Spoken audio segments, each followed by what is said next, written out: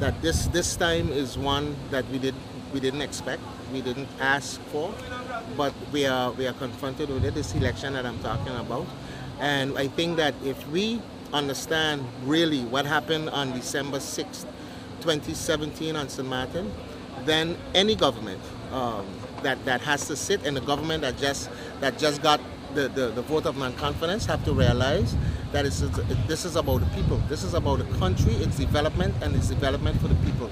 Now, you're going to hear a lot of rhetoric coming during this campaign time, because that is what politicians do. But in the end, if we don't have a clear-cut mandate, a clear-cut objective, and a clear-cut priority list to push this country forward, then we're going to fall right back into this dismay that the country is experiencing right now under the leadership of the National Alliance and the USP party. The UD party came together for one purpose and one purpose alone. We were confronted on September 6th with a situation in this country that was devastated. Not only did the island suffer damages in terms of its population and the citizens, but the economy of the country was shred to pieces, was dismantled. And now what we have to do as a government, we have to build that back. We cannot have any kind of social development without an economy.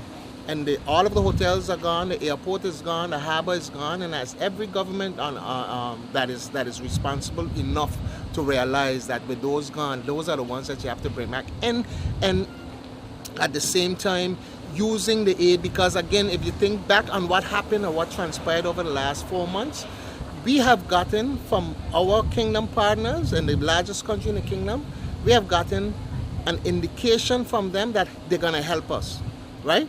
We know we have to fix our infrastructure, our economic infrastructure, and they said, guys, we will help you. And the government went and started a ground war with them, so to speak, talking all kind of different things about, they can keep the money and we don't need that money and all of that. And then last minute, the former prime minister is going to come back and say, something, we're going to do what you ask us to do so that we could get the money. That was 10 minutes to 12 at the deadline. And since the hurricane, we've been working and encouraging the Prime Minister through Parliament as parliamentarians to agree with the conditions that the judge have set so that the country can get that aid, that help that was necessary to bring us back. And they went off on their own ego trip, stating that, because they had the majority in government, they didn't have to listen to us in Parliament. So now that is why, and that same individual, and I think you've heard it before, when he got the motion of non-confidence, that same individual now is going to turn around on people that is hurting already and put an election on them. And then you are going to ask me that you love St. Martin. But again, this is the democracy that we have. This is the thing that we have to do. So we have to comply with our laws. The law is in. We have to go and take care of this election. We have to make sure that the people understand that the representation that they need will be there. That is why we put ourselves up. I am number 6 candidate on the UD list. That is why we put ourselves up to continue working and to continue to serve this community of St. Martin. And I'm telling you that it will not be an easy road, because of course they are very keen and very good at changing the narrative. But what we're going to have to do, and what the country going to have to realize, and what we will do, is relitigate this case about what happened to St. Martin after the hurricane. Because one thing for sure, the USP and the NA, one thing they can't run from is their record.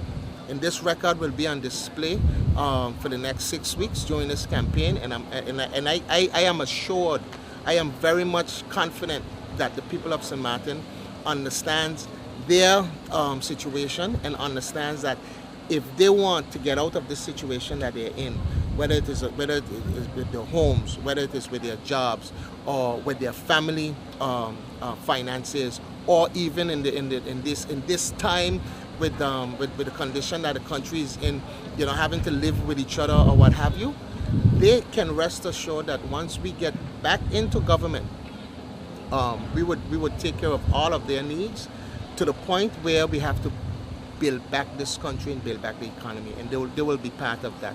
So I want the people to stay focused, stay steadfast, understand that what it is we are doing right now is necessary because of the democracy that we live in, but we have to deal with it. We have to deal with it. We have to go to the polls. The only way that you can get a government to sit is through the electoral process, and this electoral process has started. We are here. We are here to serve you. If you look at the list of the United Democrats, it's a list of capable individuals who are courageous, individuals who are committed, and individuals who have that capability of leading this country in a direction that we know it has to be. Time is now. Now is that time for us to unite, and we're going to unite as one and bring St. Martin back to its prominence.